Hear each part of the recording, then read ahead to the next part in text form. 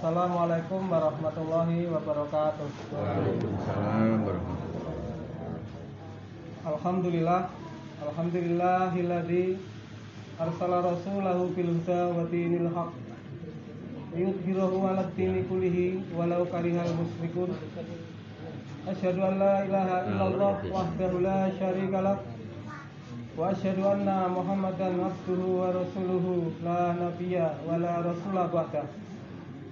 Allahumma shalli wa sallim wa barik ala habibina Muhammadin wa ala alihi wa sahbihi wa man tabi'ahum bi ihsanin ila yaumiddin. Amma ba'du. Yang kula hormati Bapak Samto adalah Bapak Mbah RT. Ingkang kula hormati ibu-ibu jamaah Hijatul Ummahat. Wabil khusus Mas Slamet sak keluarga selaku Sohibul Bait, Sohibul Hajat wonten dalu menika. Monggo kula dherekaken ngaturaken puji dalah syukur dumateng Allah Subhanahu wa taala ingkang sampun paring kathah sanget nikmat-nikmatipun dumateng kita sedaya. Ingkang arupi nikmat iman, nikmat Islam, nikmat kesarasan, nikmat waktu luang, kesehatan, lan sanes-sanesipun. Sedaya wau nikmat saking Allah. Kula panjenengan sedaya kedah ngemut-emut, kedah syukur.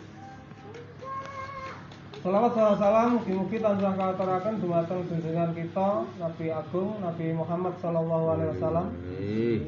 Sumrambah sedaya keluarganipun, mugi sahabat-sahabatipun. Mugi-mugi kita sedaya benjang wonten dinten kiamat badhe pikantuk syafaatipun. Amin Allahumma amin. Janjenipun kula nggih rada mboten penak kalih Mas Pono, Mas Slamet. Delalah niku sakderenge mriki kula 2 kali berturut-turut tenggene Mas Pono. Lah niki nggene Mas Slamet sih keluarga kok kula meleh. Kok kaya jodoh banget kalih keluargane Mas Pono. Amin. Tapi dibalik niku kula nggih mikir aja-aja mblenet kalih kula. Ping 3 nggur yo wae, ora enek liyane. Nanging kula niki ajeng bantah Pak Samto ya pokoke kula niku mung kakehan alasan kalih Pak Samto. Umpama dipublikasikan wis bantah, semoyo kathah banget. Tapi kan mboten dipublikasikan. Jadi mboten diureti. Nek asline kathah sanget kula niki. Mong bulet mawon nek didhawuhi niku. Awet wekdal menika nembe bukaan pertama sak sampunipun libur dangu. Mungkin nggih bahas sing ringan-ringan mawon. Amargi arep bahas sing abot ya ora arti. Monggo kula emot-emot beberapa bulan kepungkur betapa suasana di masyarakat baik di sini maupun di tempat lain, bahkan saya pantau di medsos itu seluruh Indonesia itu berduka. Dilu ono kabar kematian, innalillahi wa inna ilaihi rajiun. Ora Karangjati, ora Kalijambe, gene Mbah Kulon mriku nggih cilik-cilik enten kabar ngeten niku. Mencekam. Enten kabar tiyang meninggal, enten kabar tiyang sakit, sesek, golek oksigen angel. Serem banget wekdal menika.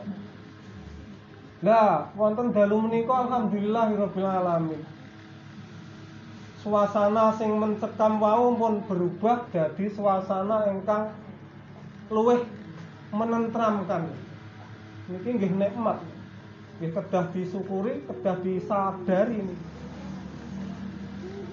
Kula panjenengan sedaya wantun ngawontenaken pengawasan melih niki kan marga kondisi sudah aman.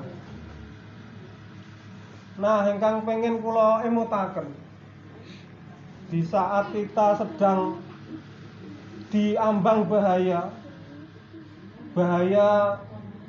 mengancam, ketakutan, sedih, kita mungkin mendekatkan diri kepada Allahnya itu luweh tenanan.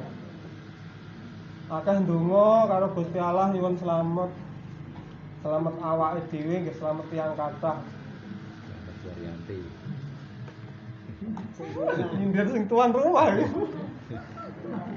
Lah, nek ndonga niku ampun menake dhewe, kadang niku kula ngrungokke tiyang sepuh biasa. Yo mati kono-kono, lara kono-kono kene ora wae. Nah, kula pengen ngemutaken nek ndonga sing apik, menyeluruh. Yo kene sehat kono sehat, kene aman kono aman ngoten. Dirubah. Ampun sak menake dhewe. Kula sering mireng lho, lara kono-kono. Kene ora sah wae, kene ben apa-apa. Kok pelit men kukil men lho. Padha-padha sing ndonga mbok ya sing komplit sak kali Jambe, sak Indonesia, ndak donya do sehat ngoten. Nah, riyen awake dhewe kula panjenengan sedaya wedi, panik, apa-apa wedi, suasana berduka seakan-akan bencana mengancam. Kita dekat kepada Allah, berdoa, ibadahi ketenani. Lah, saniki sak sampunipun Allah melepaskan kita dari ketakutan. Kita jangan sampai lupa. Ojo-ojo mbiyen wektu musibah mengancam awake dhewe ndongane tenanan. Kelingane Gusti Allah tenanan. Saiki mandang dikai nikmat karo Gusti Allah rasa aman, tenang, tentram, lali. Wis ngibadahe rapati tenanan. Mengingat Allahnya rapati tenanan. Lah niki sing perlu kita tekankan. Kita harus mengingat Allah di saat dalam bahaya dan di saat sudah aman. Kita pernah digambarkan Allah dalam surat Yunus ayat 22 kalau mboten klentu. Digambarkan tentang orang yang naik kapal. Allah itu kan memberi kemampuan manusia berjalan di daratan dan di laut. Nah ini digambarkan di laut. Di saat orang-orang naik kapal, malah bahasa Indonesia gitu. Jane ora Jawa kok. Campur. Campuran. Panel men ngomong Jawa.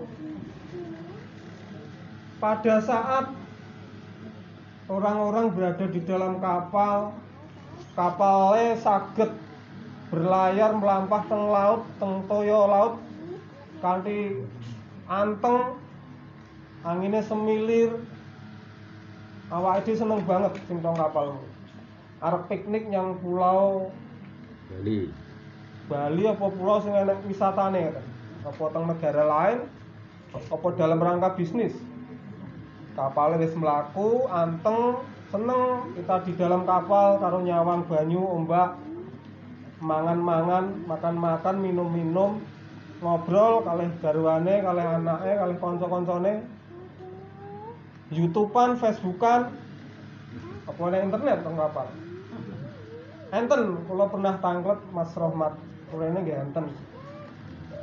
Jadi saat berlayar kapal bergerak kita senang-senang, kita bisa ngobrol, makan minum, bisa karaoke juga di kapal itu. Ya, tiba-tiba langit menghitam, angin menderu-deru, ombak bergelombang, kapal berguncang, dan di dalam kapal itu panik orang-orangnya karena bahaya itu mengancamnya sangat parah. Dalam hatinya wis ora bakal selamat iki. Wis ora bakal selamat, selamat nanti. Selamat itu nama yang bagus. Artinya selamat. Gek selamat walu ya sisan. Luar biasa nih jenenge. Bejo karo bejo. Jadi di saat panik di dalam kapal itu, karena nggak ada orang yang akan menolong, maka imannya jadi benar-benar hanya kepada Allah. Tawakale yo pada Allah saja. Njaluk tulunge ngger karo Gusti Allah tok. Wis ora sempat njaluk tulung dukun wong tong kapal kok. Karena posisinya benar-benar terdesak yo, imannya jadi murni, doanya jadi murni juga, penuh keikhlasan berdoa. Jika sekiranya Allah menyelamatkan kami dari bahaya ini, maka pastilah kami menjadi orang-orang yang bersyukur. Jadi ndonga dengan seikhlas-ikhlasnya, seyakin-yakinnya bahwa Allah yang bisa menolong itu hanya Allah, karena ya di atas laut terombang-ambing. Memurnikan keimanan, memurnikan tawakal hanya kepada Allah. Saking pengennya selamat, kok nek selamat ya Allah aku tak syukur tenan kok. Tapi ternyata setelah benar-benar diselamatkan Allah, bisa mendarat di pulau wisata, Pulau Bali atau New Zealand atau di negara mana, lupa lagi, seneng-seneng mengingat Allahnya sedikit. Itu digambarkan oleh Allah dalam surat Yunus ayat 22. Dados kula panjenengan sedaya wingi dikai bahaya, mengancam, mencekam, medeni banget tentang lonjakan COVID-19, kata sing ninggal, kata sing sakit, awake dhewe wedi tenan, ndongone tenanan. Lah sakniki sak sampunipun Allah mencabut rasa takut itu, monggo kita sedaya tetep ingate karo Gusti Allah, tetep akeh nek perlu saya akeh. Memurnikan tauhidnya kepada Allah juga saya akeh. Karena yang namanya ujian, karena wabah ini juga ujian, itu sebenarnya untuk mengangkat derajat. Dalam Al-Quran dikatakan, belum dikatakan beriman sebelum diuji. Jadi kalau diuji itu ya untuk naik kelas, semakin tinggi imannya, ujiannya akan semakin berat. Dan semoga ujian COVID-19 ini segera berlalu dan umat manusia ini kelasnya naik semua, karena sudah diuji dengan wabah yang menakutkan. Bukan hanya di Indonesia, tapi seluruh dunia ini wabah ini. Maka marilah kita senantiasa bersyukur atas segala nikmat dari Allah tadi. Karena nikmat Allah itu banyak sekali, kata sangat. Wa in ta'udu nikmatallah la tuhsuha. Jika kamu ingin menghitung-hitung nikmat Allah, niscaya kamu tidak akan bisa menghitungnya. Saking akeh. Kula saged ngomong ngeten iki nggih nikmat. Iso noleh rene ya nikmat, padahal kuwase mbak sapa iki. Noleh rono ya nikmat. Iso ndungkrung nggih nikmat. Iso ngentengke sikil nggih nikmat. Kula kemutan September tahun yang lalu, kula niku sila mandang ngadeg niku mboten saged, sikil kula bengkong terus. September bulan lalu. Mlaku kula ngesot kados suster ngesot niku. Berangkang nek mlaku, lunjak-lunjak kados kanguru.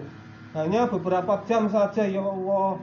Ternyata iso ngentengke sikil ini nikmat yang luar biasa. Tapi yen ora digawe ngono ya mungkin nyepelek lah iso mlaku.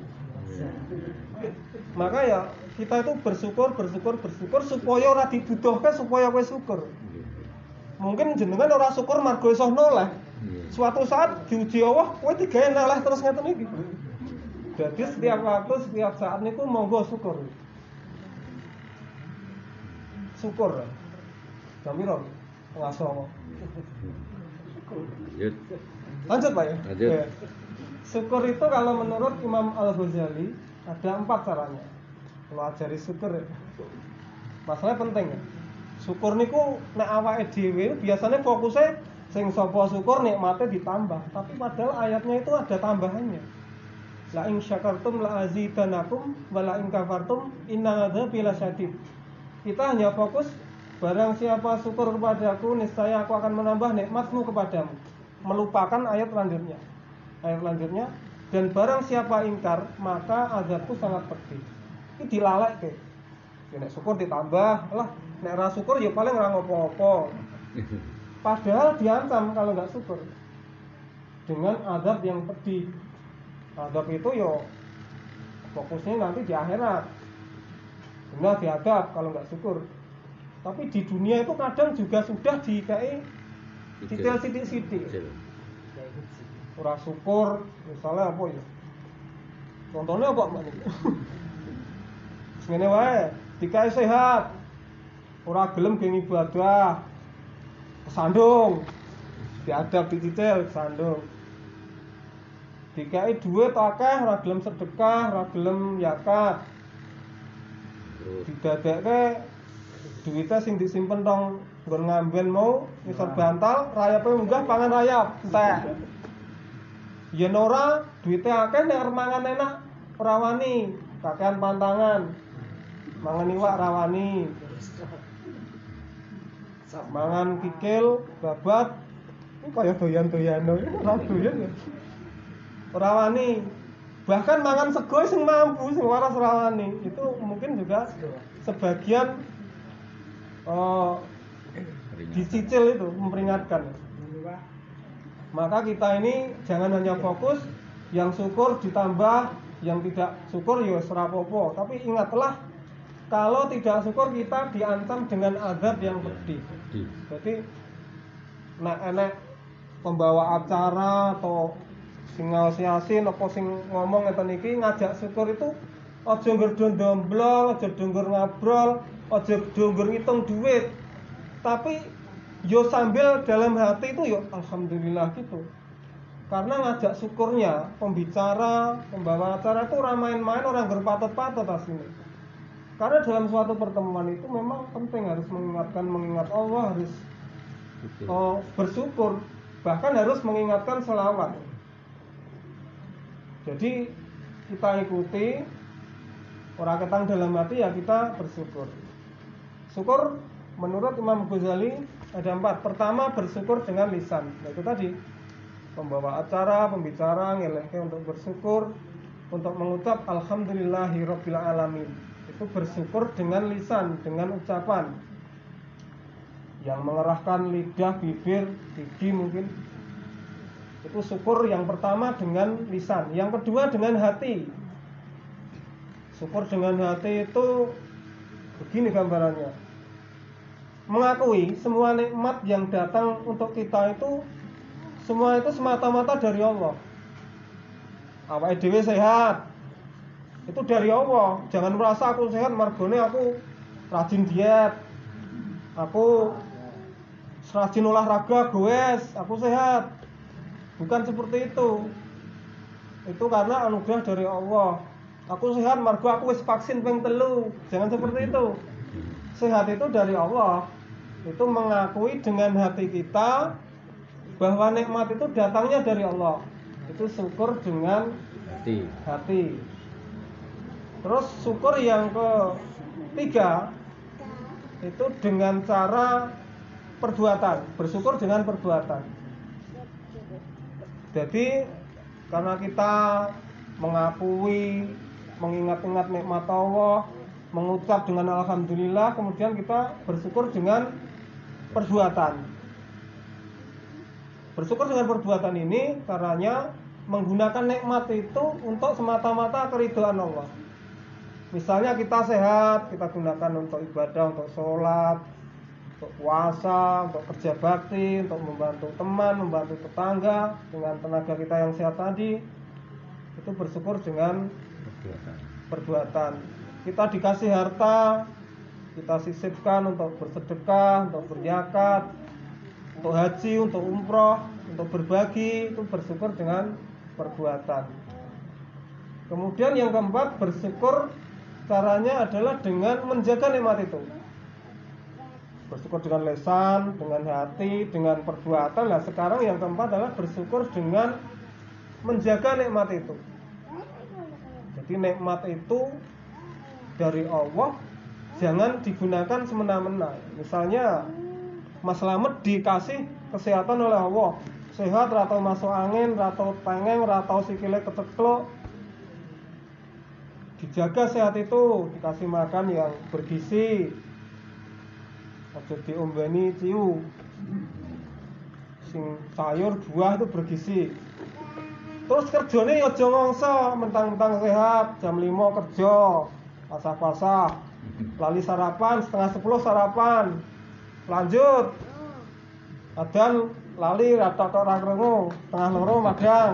Nek Mas Slamet rajin soalnya. Iki lagi gambaran tuan rumah ya korban ta ya. Ngasar. Godhog supermi. Lanjut kerjane, bengi kok urung ngantuk, lemburne. Wis teko esuk 24 jam kerja itu jenenge nyiksa raga. Dikai kesehatan saka Allah ora dijaga. Kudune kan ya nek lembur dalam batas, mungkin ya 2 shift saja. Ora ngasih 24 jam. Jadi tubuh dikasih waktu untuk istirahat gitu. Itu bersyukur dengan cara menjaga nikmat itu. Dikasih tubuh bersih mulus, ora usah diorek-orek, ora usah ditato. Ben resik, itu juga syukur secara menjaga nikmat itu. Yang mana nikmat itu benar-benar datangnya dari Allah dan kita harus selalu mengingat-ingatnya.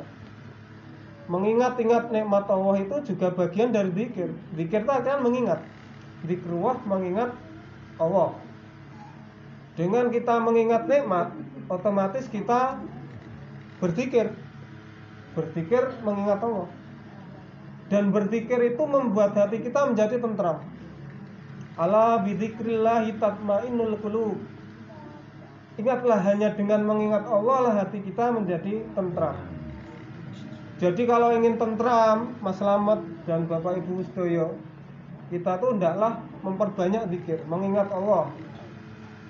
Sedangkan mengingat-ingat sesuatu yang menjengkelkan itu bikin gundah gulana, bikin sedih, bikin jengkel. Misalnya ngeleng-ngeleng koncone gaene menyakiti, itu bikin gundah. Beda dengan mengingat Allah, bikin tenang.